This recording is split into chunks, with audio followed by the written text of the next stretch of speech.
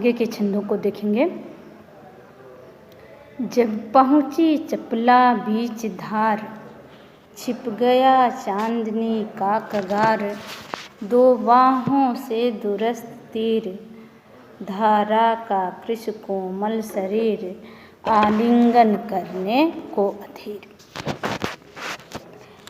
अति दूर क्षितिज पर विटप माल लगती भ्रूरेखा सी अराल, अपलक नभ नील नयन विशाल। देखें, प्रस्तुत पद्यांश में भी नौका विहार करते हुए दोनों तटों की सुंदरता का बड़ा ही मनोहारी चित्र कवि ने खींचा है। कवि कहता है कि जब पहुंची चपला बीच धार, कि अब हमारी नाव जो है गंगा के मध्य में पहुंच गई। यहाँ चपला जो शब्द आया है, चपला, चपला शब्द का अर्थ होता है नाव। चपला के कई अर्थ होते हैं, जैसे चपला यानी नाव, चपला यानी विद्युत जैसे बिजली, और चपला यानी चंचल स्त्री। तो जैसे प्रश्न पूछा जा सकता है इससे संबंधित कि चपला शब्द के अनेक अर्थ ही लिखिए। तो जैसा कि मैंने बताया कि चपला के 3 अर्थ हैं, आप इसे बता सकते हैं कि अब यहाँ पर चपला से आशय है नाव। कहते हैं पंत जी कि अब हमारी नाव गंगा के मध्य धारा में पहुँच गई। मध्य धारा में पहुँचने के बाद गंगा के जो दोनों किनारे हैं या अत्यंत दूरी पर जो भी चीज़ें हैं स्थित हैं, जैसे वृक्ष हैं, पेड़ पौधे हैं, सबका प्रतिबिंब मध्य धारा में स्पष्ट रूप से दिखाई नहीं दे रहा है। जब किनारे पर थे, अभी नाव चल रही थी, तो अपने पिछले छंदों में पढ़ा था कि जो भी प्रतिबिंब जल के अंदर बन रहे थे वो 2 गुने ऊंचे दिखाई दे रहे थे, अपने परिमाण से, अपनी मात्रा से दोहरे मात्रा में दिखाई दे रहे थे, 2 गुने दिखाई दे रहे थे। लेकिन जब मध्य धारा में पहुंच गए हैं तो जो भी प्रतिबिंब उसमें दिखाई दे रहा है वो अत्यंत छोटा सा दिखाई दे रहा है, या यूँ कह लें कि बस उसकी प्रतीति मात्र हो रही है। इसलिए जो है कवि ने इसका चित्रण एक अलग ढंग से किया है कि जब हमारी नाव गंगा के मध्य धारा में पहुंच गई तो छिप गया चांदनी का कगार। तो चांदनी से युक्त जो रेतीला भाग है, जो तट है, उसका प्रतिबिंब छिपा हुआ सा प्रतीत हो रहा है, या वो बिल्कुल स्पष्ट रूप से दिखाई नहीं दे रहा है। यानी गंगा के दोनों किनारे जो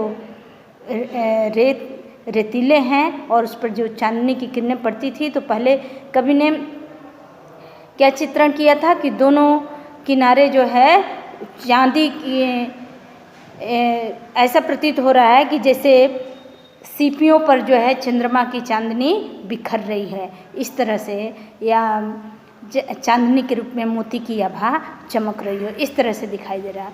लेकिन इसमें क्या कह रहा है कवि कि दोनों ही तटों का जो सौंदर्य है गंगा के मध्य धारा में जाने के बाद से स्पष्ट रूप से दिखाई नहीं दे रहा है, वो छिपा हुआ सा प्रतीत हो रहा है। या यूँ कर लें कि दोनों किनारे पतली पतली रेखाओं, पतली पतली गंगा की भुजाओं की तरह से दिखाई दे रहा है। मानवीकरण कर दिया गया है, 2 बाहों से दूरस्थ तीर, वो दोनों ही तीर, दोनों ही किनारे, ऐसा प्रतीत हो रहा है कि गंगा रूपी नायिका की पतली पतली बाहें हैं, धारा का कृश कोमल शरीर, यानी कृशकाय गंगा की जो है लंबी लंबी बाहें हों, इस तरह से दोनों किनारे दिखाई दे रहे हैं। आलिंगन करने को अधीर, जो कि गंगा रूपी नायिका को आलिंगन करना चाहते हैं। फिर से देखेंगे कि जब हमारी नाव गंगा के मध्य धारा में पहुंच गई तो दोनों तटों का जो सौंदर्य है वहाँ मध्य धारा में स्पष्ट रूप से दिखाई नहीं दे रहा, और दोनों ही किनारे गंगा रूपी नायिका के दोनों लंबी लंबी भुजाओं के रूप में, बाहों के रूप में दिखाई दे रही हैं, जो गंगा रूपी कृशकाय नायिका या तन्वंगी नायिका का आलिंगन करना चाहती हैं। अति दूर क्षितिज पर विटप माल लगती भ्रूरेखा सी अराल, अपलक नभ नील नयन विशाल। और अत्यंत दूरी पर क्षितिज पर यानी धरती पर जो वृक्ष लगे हैं, उन वृक्षों की कतार जो है और उनका सौंदर्य, उनका प्रतिबिंब गंगा के जल में कैसे दिखाई दे रहा है, पतली पतली रेखाओं की तरह से दिखाई दे रहा है। ऐसा प्रतीत हो रहा है जैसे आकाश की तिरछी भौहें हो। भ्रू रेखा यानी जो हमारी आँख के ऊपर जो भौं होती है उसको भ्रू रेखा कहा कि अत्यंत दूरी पर जो वृक्षों की जो कतार है उनका सौंदर्य या उनका प्रतिबिंब गंगा के मध्य में ऐसे दिखाई दे रहा है जैसे आकाश की आँखों के ऊपर जो तिरछी भौहें हैं या आकाश की तिरछी भौहें हैं, और इस तरह से अपलक नभ नील नयन विशाल आकाश जो है अपनी बड़ी बड़ी नेत्रों से एक टक धरती को देख रहा है। अपलक यानी बिना पलक झपकाए कि एक टक आकाश धरा को देख रहा है। आगे का चित्रण इस तरह से करते हैं। माँ के उर पर शिशुसा समीप सोया धारा में एक द्वीप उर्मिल प्रवाह को कर प्रतीक। कहते हैं कि वहाँ पास में ही एक द्वीप है, यानी गंगा के धारा में जो हमारी नाव आगे बढ़ती है तो पास में ही धारा के मध्य में ही एक द्वीप है, एक टापू है, यानी रेत का एक टापू है जो जल की धारा को विपरीत दिशा में मोड़ रहा है। यानी टापू होने के कारण वहाँ पर जो जल में जो लहरें उत्पन्न हो रही हैं तो लहरों के प्रवाह को विपरीत दिशा में मोड़ रहा है कि माँ के उर पर शिशुसा समीप सोया धारा में एक द्वीप। धारा के मध्य में एक छोटा सा द्वीप है, एक टापू है, और उस टापू को देख करके ऐसा कवि ने ऐसी कल्पना की है। वात्सल्य रस यहाँ ऊपर की पंक्तियों में शांत, नीचे की पंक्तियों में श्रृंगार, कई रस हैं इसमें, कि उस टापू को देख करके ऐसा लगता है कि जैसे माँ के हृदय पर या माँ की छाती से चिपटा हुआ उसका नन्हा सा शिशु सो रहा हो। इस तरह से गंगा के मध्य धारा में एक छोटा सा टापू दिखाई दे रहा है जहाँ पर लहरें विपरीत दिशा को मुड़ रही हैं, वो इसी तरह से प्रतीत हो रहा है। वह कौन विहग क्या विकल कोक उड़ता हरने निज विरह शोक छाया की कोकी को विलोक। एक पक्षी के प्रतिबिंब को जल में देखते हुए कवि की कल्पना ये है कि वह कौन सा विहग यानी पक्षी, विहग शब्द आया है कि वह कौन सा विहग है, वह कौन सा पक्षी है। क्या वह व्याकुल चकवा पक्षी है जो अपने साथी चकवी के वियोग में उड़ रहा है, और छाया की कोकी को विलोक, कि वह चकवा पक्षी अपने ही प्रतिबिंब को गंगा के जल में देख करके अपना साथी समझ लेता है, और क्या उससे मिलने के लिए, अपनी विरह को मिटाने के लिए वह उड़ता जा रहा है। फिर से देखेंगे, एक बार अर्थ देख लें कि जब हमारी नाव बीच धारा में पहुंच गई तो दोनों किनारों का सौंदर्य बीच धारे में स्पष्ट नहीं दिखाई दे रहा है। दोनों ही किनारे ऐसा प्रतीत हो रहे हैं कि गंगा रूपी तन्वंगी नायिका की लंबी लंबी बाहें हों और वो उसका आलिंगन करना चाहती हूँ। अत्यंत दूरी पर क्षितिज पर जो वृक्षों की कतार हैं वो ऐसे प्रतीत हो रही हैं जैसे आकाश की तिरछी भौहें हों और आकाश एक टक इस धारा को देख रहा हो, और धारा के मध्य में एक छोटा सा रेतीला टापू है। उसे देखकर ऐसा लगता है जैसे माँ के हृदय पर उसका नन्हा सा शिशु उसकी छाती से चिपट कर सो रहा, शिशु के समान जो है वो टापू गंगा के मध्य धारा में दिखाई दे रहा है, और वहाँ पर जल की जो लहरें हैं वो विपरीत दिशा में मुड़ रही हैं।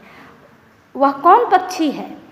पक्षी के प्रतिबिंब को देखकर कि क्या वह व्याकुल चकवा पक्षी है जो अपने ही प्रतिबिंब को जल में देखकर अपने साथी समझ लेता है और उस अपनी विरह को मिटाने के लिए वो उड़ता जा रहा है। देखें, नीचे की पंक्तियों में भ्रांतिमान अलंकार है, अर्थात चकवा पक्षी को अपना प्रतिबिंब अपने साथी के रूप में दिखाई दे रहा है तो भ्रांतिमान अलंकार है। इस तरह का कवि ने चित्रण किया है। नीचे की पंक्तियों में भ्रांतिमान, शिशुसा समीप में उपमा अलंकार है, भ्रू रेखा से यराल इसमें उपमा अलंकार है। तो इस तरह से अलंकारों की दृष्टि से इसमें अनुप्रास, उपमा, रूपक, मानवीकरण अलंकार पूरे में है। और नीचे की पंक्तियों में भ्रांतिमान। माँ के उर पर से सुसा समीप इतनी ही पंक्तियों में वात्सल्य है, पूरे में जो है रस की दृष्टि से पूरे में एक तरह से श्रृंगार रस है। भाषा बिल्कुल शुद्ध साहित्यिक खड़ी बोली है या तत्सम प्रधान हिंदी है। लक्षणा शब्द शक्तियाँ हैं और माधुर्य गुण है।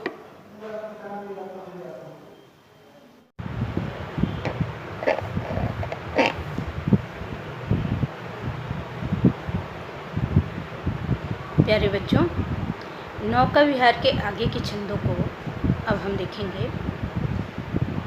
पतवार घुमा अब प्रतन भार, नौका घूमे विपरीत धार, डांडों के चल कर तल पसार, भर भर मुक्था फल फेन स्वार, बिखराती जल में तार हार। कवि ने इसमें नौका विहार करते समय गंगा नदी का बड़ा ही मनोरम चित्रण किया है। कहते हैं पंत जी कि अब हमारी नाव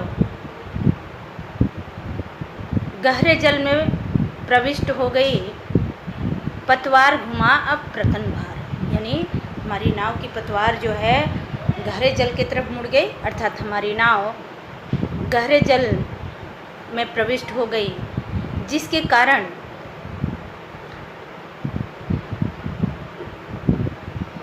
नौका भूमि विपरीत धार। गहरे जल में जाने के कारण, अथाह जल के कारण हमारे नाव के भार में कमी आ गई। जब जल अधिक रहता है और उसमें स्वाभाविक तौर पर नाव के भार में कमी आ जाती है। इसमें उत्प्लावन का सिद्धांत काम करता है। तो इसीलिए कह रहे हैं कि जब हमारी नाव मध्य धारा में गई और गहरे जल में गई तो हमारे नाव का भार कम हो गया। इसलिए हमने अपनी नौका को, नौका घूमी विपरीत धार, इसलिए गहरे जल में हमने अपनी नौका को विपरीत दिशा में मोड़ लिया। डांडों के चल कर तल पसार, भर भर मुक्ताफल फेन इस भार। और इस प्रकार से विपरीत दिशा में चलने के कारण जल में तेज लहरें उत्पन्न होने लगी और उन लहरों में झाग उत्पन्न होने लगा। तो झाग युक्त जल में जब चंद्रमा की किरणें पड़ती हैं तो बिल्कुल मोतियों की भांति चमकती दिखाई दे रही हैं। उसके लिए कवि ने कैसे उपमान प्रयुक्त किए हैं कि डांडों के चल कर तल पसार, भर भर मुक्ताफल फेन इस भार, कि ऐसा प्रतीत हो रहा है कि जैसे नाव जो है अपने पतवार रूपी करतल यानी हथेली को फैला करके अपनी हथेलियों में भर भर करके मोतियों को गंगा के जल में बिखेर रहा। फिर से देखें कि डांडों के चल करतल पसार, भर भर मुक्ताफल फेन इस भार।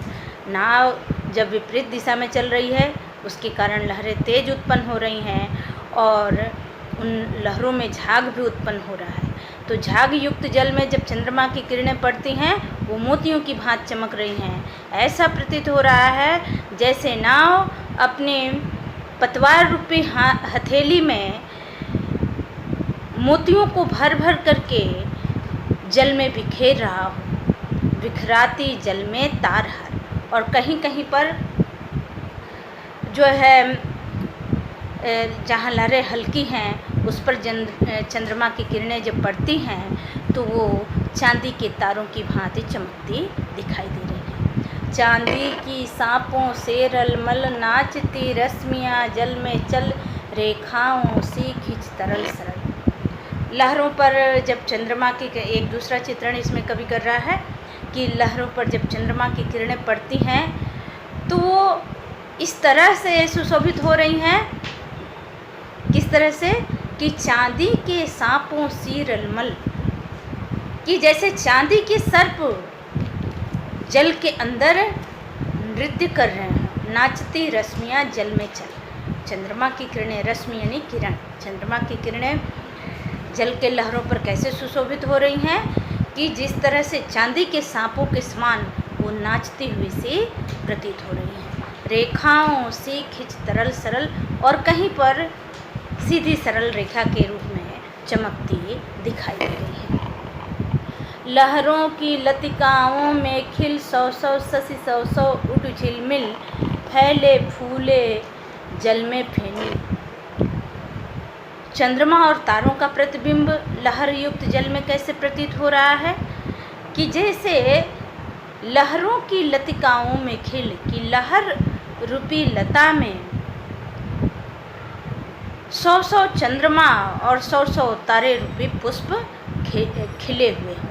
फैले फूले फेनिल जल में, झाग युक्त जल में चंद्रमा और उड का अर्थ होता है तारे, कि चंद्रमा और तारों का प्रतिबिंब ऐसे प्रतीत हो रहा है जैसे लहर रूपी लता में 100 चंद्रमा और 100 तारे रूपी पुष्प खिले हुए हैं। अब उथला सरिता का प्रवाह, लग्गी से ले ले सहज थाह, हम बढ़े घाट को स उत्साह। कवि कहता है कि अब धीरे धीरे हमारी नाव उथले जल की तरफ जा रही है, यानी जहाँ गहराई कम, कि हम अपनी लग्गी से, लग्गी यानी एक डंडा जो कि नाविक रखे रहते हैं, तो उस डंडे से जल की गहराई का अनुमान लगाते हुए अब उथले जल की तरफ जा रहे हैं, यानी जहाँ पर कम जल हो, जहाँ गहराई कम हो, उसकी तरफ हम अपनी नाव लेकर के जा रहे हैं। और बढ़े घाट को स उत्साह, इस तरह से बड़े उत्साह के साथ हम घाट की तरफ बढ़ चले। तो अब इसमें तो यह भाव रहा कि किस तरह से चंद्रमा और तारों का प्रतिबिंब इसमें दिखाई दे रहा है, लहर जल के लहरों में और झागयुक्त जल में। रस की दृष्टि से प्रकृति का सुंदर चित्रण है, इसलिए शांत रस भी है। और अलंकारों की दृष्टि से जैसे भर भर शब्द आया है, ले शब्द आया है, 100 इस तरह के जो शब्द आए हैं, इससे पुनरुक्ति प्रकाश अलंकार है, उपमा भी है, रूपक भी है। चांदी के सांपों सी रलमल, यहाँ पर जो है उपमा अलंकार है। रेखाओं से खिंच तरल सरल, इसमें भी उपमा अलंकार है। और मुख्य अलंकार मानवीकरण है।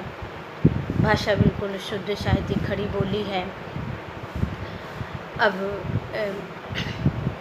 इसके आगे के छंदों को हम देखेंगे। प्यारे बच्चों, अब हम नौका विहार के अंतिम छंद को देखेंगे, जिसमें कवि ने नौका विहार के दौरान अपने अनुभव का वर्णन किया है। प्यारे बच्चों, इस पाठ को पढ़ाने से पहले ही मैंने बताया था कि यह छायावादी कवि सुमित्रा नंदन पंत द्वारा लिखित कविता है और पंत जी को प्रकृति का सुकुमार कवि कहा जाता है। कारण स्पष्ट है, क्योंकि उन्होंने प्रकृति का बड़ा ही सुंदर, बड़ा ही मार्मिक और हृदयग्राही चित्र अपनी कविताओं में खींचा है। जैसा कि छायावाद की विशेषता है कि कवि की जो लौकिक सौंदर्य चेतना होती है वो अंततः आध्यात्मिक सौंदर्य चेतना में बदल जाती है। कवि लौकिक जगत के सौंदर्य में इतना तन्मय हो जाता है, इतना निमग्न हो जाता है कि उसको निरखते निरखते वह अपने अस्तित्व के बोध को भी भूल जाता है और वो एक ऐसे अलौकिक सौंदर्य में निमग्न हो जाता है, उसकी चेतना एक ऐसे सौंदर्य को निरखने में निमग्न हो जाती है कि वो बाह्य सौंदर्य को भूल जाता है और अंततः अलौकिक चीज़ें उसे दिखाई देने लगती हैं, जिसे वह सिर्फ अपने अंतस की आँखों से देखता है। वो अपने अंदर अनुभूत करता है, अनुभव करता है, उसकी अनुभूति उसके अंतस में होती है। इसीलिए इस युग के साहित्य को छायावादी साहित्य कहा गया है। आप जितने भी कवियों को पढ़ेंगे सब में एक खासियत दिखती है, चाहे वो प्रसाद हों, चाहे वो महादेव वर्मा हों, चाहे वो पंत हों, ये जितने भी कवि हैं इनकी रचनाओं में ये देखने को मिलता है। तो इस अंतिम छंद में आप देखेंगे कि किस तरह से कवि की जो लौकिक सौंदर्य चेतना है वो आध्यात्मिक सौंदर्य चेतना में बदल गई है। अब तक तो आपने पढ़ा कि कवि अपने मित्र मंडली के साथ नौका में बैठ करके गंगा नदी में विहार कर रहा है और उसके सौंदर्य का अनेक ढंग से चित्रण किया है। तमाम मानवीकरण के माध्यम से, उपमानों और रूपकों के माध्यम से, प्रतीकों के माध्यम से कवि ने इसका अनेक ढंग से चित्रण किया है, उसके सौंदर्य का चित्रण किया है। लेकिन इस अंतिम छंद में देखेंगे उसकी जो लौकिक सौंदर्य चेतना है किस तरह आध्यात्मिक सौंदर्य चेतना में बदल गई है। देखें, ज्यों ज्यों लगती है नाव पार, उर्मे आलोकित सत विचार, इस धारा साहे जग का क्रम, शाश्वत इस जीवन का उद्गम, शाश्वत है गति शाश्वत संगम, शाश्वत नभ का नीला विकास, शाश्वत शशिका यह रजत हास, शाश्वत लघु लहरों का विलास।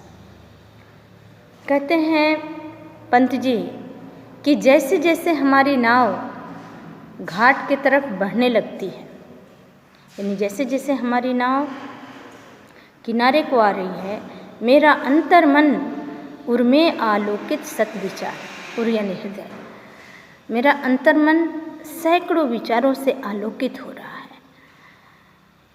कि इस धारा साही जग का क्रम, मेरे अंतर मन में, मेरे हृदय में या मेरे अंतस में ऐसे विचार आ रहे हैं कि इस जल के धारा के समान ही जीवन का भी क्रम है, जीवन रूपी धारा का भी क्रम है।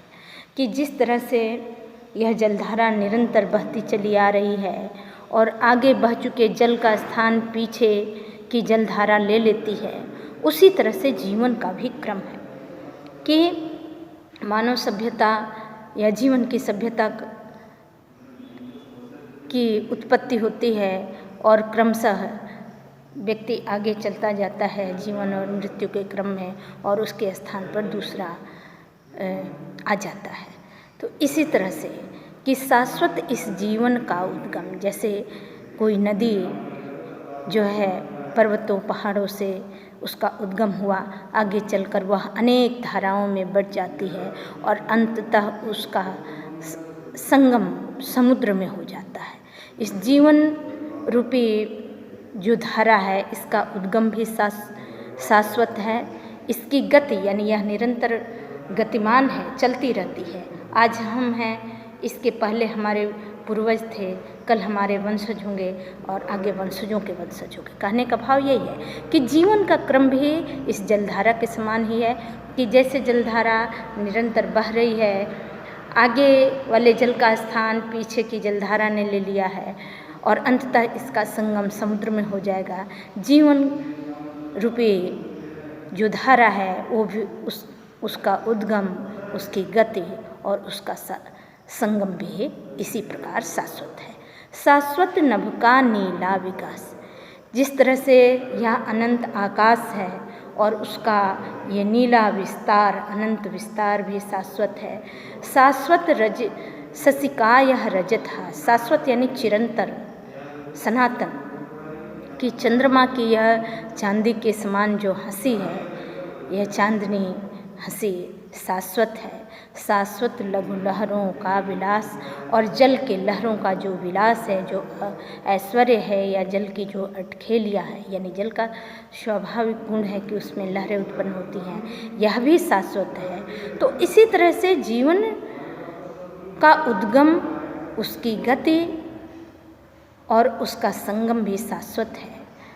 और हे जग जीवन के कर्णधार, चिर जन्म मरण के आर पार, शाश्वत जीवन नौका विहार। कब कहता है कि इस प्रकार संसार के जीवन रूपी नौका को चलाने वाले हे परमात्मा या हे ईश्वर, जीवन की गति में जन्म और मृत्यु का शाश्वत क्रम आप इसी तरह से बनाए रखते हैं कि हे जग जीवन के कर्णधार, हे संपूर्ण संसार के जीवन के कर्णधार या संसार के जीवन रूपी नौका को चलाने वाले नाविक, आप भी इसी तरह से जीवन की गति में जन्म और मृत्यु के शाश्वत क्रम को इसी तरह से बनाए रखते हैं। शाश्वत जीवन नौका विहार, और आपके द्वारा बनाया गया यह जीवन रूपी नौका विहार भी शाश्वत है, जो निरंतर चलता रहता है। मैं भूल गया अस्तित्व ज्ञान, जीवन का यह शाश्वत प्रमाण, करता मुझको अमृत दान। अंत में पंत जी कहते हैं कि इस प्रकार के विचारों में निमग्न होकर कुछ क्षण के लिए मैं अपने अस्तित्व को भी भूल गया, अपने सत्ता को भूल गया, यानी मैं ये भूल गया कि मैं एक जो है सैलानी हूँ जो नौका विहार करने के लिए आया हूँ। ऐसे विचारों में मैं निमग्न रहा और इस तरह के विचार जीवन की शाश्वतता या इसकी चिरंतनता का प्रमाण मुझे दे गए, या जलधारा रूपी यह शाश्वत प्रमाण मुझे अमृत को प्रदान कर गया। यानी कहने का भाव क्या है कि कवि का कहना यह है कि ऐसे विचारों में मैं निमग्न रहा और इस तरह के विचार कि जिस तरह से यह जल की धारा निरंतर प्रवाहित होती रहती है, इसका उद्गम, इसका प्रवाह और इसका शाश्वत संगम शाश्वत है, उसी तरह से जीवन रूपी नौका विहार यानी जीवन का उद्गम शाश्वत है, उसके जन्म मरण की गति शाश्वत है और उसका निरंतर चलते रहना यह भी शाश्वत है। इस तरह से यह नौका विहार मुझे जीवन के अमरता का बोध करा गया। तो रस इसमें जो है शांत रस है, पहले जैसा स्वच्छंद है, लक्षणा शब्द शक्तियाँ हैं और अलंकारों की दृष्टि से पुनरुक्ति प्रकाश अलंकार, अंत्यानुप्रास अलंकार, उपमा और रूपक अलंकार, मानवीकरण अलंकार और भाषा बिल्कुल तत्सम प्रधान हिंदी। तो आपने इसमें देखा कि किस तरह से कवि ने इस नौका विहार कविता के माध्यम से जीवन की शाश्वतता को भी इसमें दर्शाया। अब इससे संबंधित कुछ प्रश्न बनते हैं जिसमें कि आपको पूछे जा सकते हैं कि जैसे कवि ने जलधारा और जीवन धारा में क्या समानता बताई है। तो यही समानता बताई है कि जिस तरह से जल की धारा निरंतर प्रवाहित होती रहती है, आगे की जलधारा के स्थान पर पीछे बनने वाली जलधारा जो है आ जाती है या उसका स्थान वो ग्रहण कर लेती है, और जिस तरह से इसका उद्गम शाश्वत है, इसमें निरंतर गतिशीलता रहती है और इसका संगम शाश्वत है, जीवन की धारा भी इसी तरह से है। अब जो है एक प्रश्न ये बनता है कि कवि ने प्रकृति के किस किस रूप को शाश्वत रूप में माना है।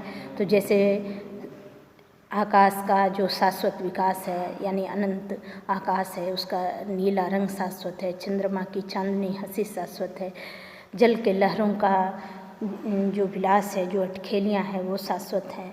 इसी तरह से जीवन और मरण की जो गति है, जन्म मरण की जो गति है वह भी शाश्वत है। यानी ईश्वर जो है जीवन की गति में जन्म और मरण को शाश्वत क्रम में बनाए रखा है।